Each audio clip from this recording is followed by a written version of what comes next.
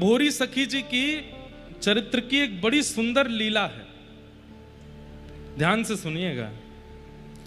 आप विरह भाव में पड़े रहते थे।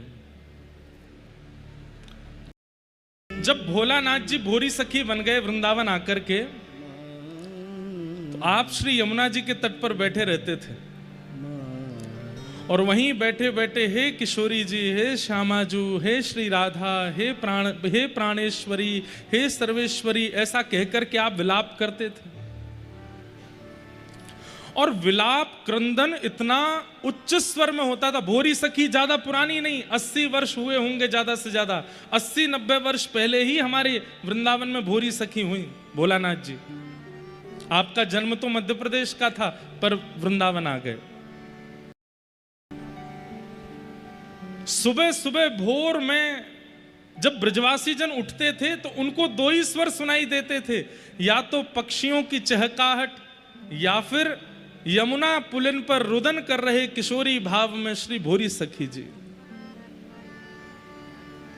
हे राधा, हे करुणामयी, हे सर्वेश्वरी, हे प्राणेश्वरी, ऐसा कहकर के आप विलाप करते थे। लोग बाग सोचते कोई पागल है, ऐसे ही रो रो है, लेकिन हमारी किशोरी जी के कानों में वो स्वर जब जाता तो किशोरी जी ललिता जी से पूछती, हे ललिता, ये कौन इतनी विरह वेदना में रोता है? ये कौन ऐसी करुण पुकार में रोकर के मुझे बुला रहा है?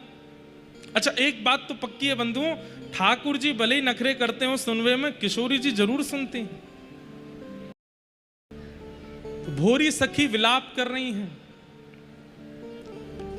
आज किशोरी जी से सहा नहीं गया और श्री राधा वल्लभ जी की सेवा के लिए जैसे ही गोस्वामी जी पहुंचे, तुरंत श्री जी ने गुसाई जी को आज्ञा की, बोले आज हमारे राजभोग को थाल आप लेकर के जमुना जी जाओ और जमुना जी में मेरे विरह में रुदन कर रहे हो एक मेरो परम रसिक है, परम रसिक सखी है, वाको नाम है भोरी सखी, वाकू जाकर के मेरे राजभोग को थाल पधराए दियो।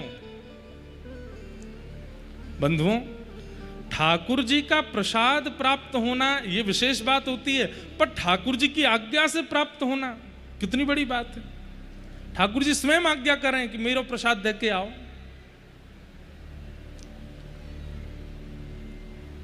गोसाई जी तुरंत थाल लेकर के गए और महाराज संग में 2-4 सेवक लेके गए। ऐसो कौन है वृंदावन में जाके लिए श्री जी आज्ञा कर रही हैं कि मेरी राजभोग की थाल लेके जाओ।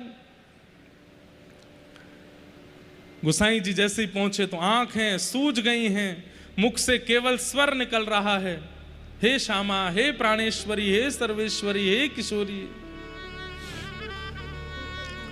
गोसाई जी गए और जाकर के सामने बैठे भोरी सखी। ये भोरी सखी नाम 2 ही लोगों को पता था, स्वयं भोलानाथ जी को और स्वप्न में दिखी एक दिन ललिता जी को, और किसी को भी नहीं पता था कि भोलानाथ जी का नाम भोरी सखी है। लेकिन गुसाई जी ने आकर के जब कहा भोरी सखी, तो भोलानाथ जी के नेत्र खुले, अपने आंसू पोंछते हुए बोले, मेरो ये नाम आपको कौन ने बताया? ये और कोई को तो पता ना है। तो गुसाई जी बोले, कौन बता सके, तुम्हारे अलावा कौन को पता है? भोलानाथ जी बोले, मेरे अलावा केवल श्री ललिता जी को पता हो, एक दिन स्वप्न में आकर के उनने मुझसे कही। तो बोले, ललिता जी से कौन ने कही होगी भोरी सखी? अपने आप ललिता जी तो नाम बोलेंगी नहीं। तो भोलानाथ जी बोले, कौन ने कही? तो गुसाई जी बोले, श्री जी ने तुम्हारा नाम धरो भोरी सखी। सुनकर के रुदन करने लगे और श्री जी ने ही मोकू बताई है कि तुम भोरी सखी हो। भोलानाथ जी बोले, वो मोकू जाने, वो मुझको पहचाने, वो जाने मैं कौन हूं?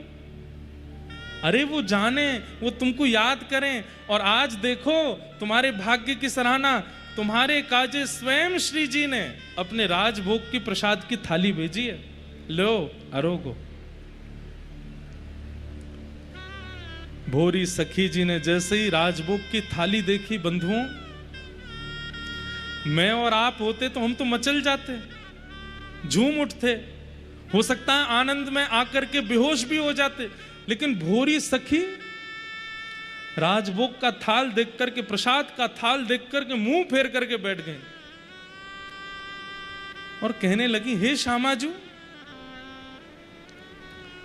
ये रोटी खवा करके और ये अपने प्रसाद को मुंह को पवा करके आप मुंह को कहां करना चाह रही हो, कहां ते बहलाना चाह रही हो? मेरी कहा इच्छा है ये आपको पता नहीं है? 10 दिन से मैंने भोजन नहीं किए, जलपान नहीं कियो, या को मतलब आपने मुंह को भूखो प्यासो समझो, मेरे काजी राजभोग की थाली भेज दी।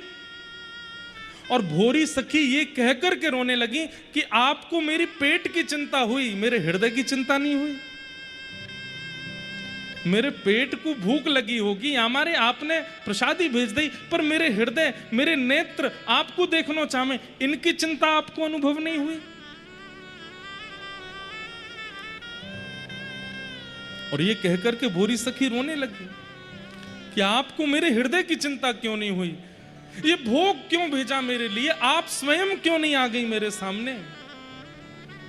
क्या मेरा विलाप, क्या मेरा विरह, क्या मेरा आपको पुकारना अभी भी कम पड़ गया? लोग कहते जाते हैं कि इतना विरह हमने कभी नहीं देखा, इतना विरह हमने कभी नहीं सुना। अरे बोलने वाले लोगों देख लो, इतना विरह तुमने कभी देखा सुना नहीं, तब भी किशोरी जी को कोई फर्क नहीं पड़ा, उन्होंने प्रसादी भेजी, स्वयं नहीं आई हैं। ऐसी भोरी सखी।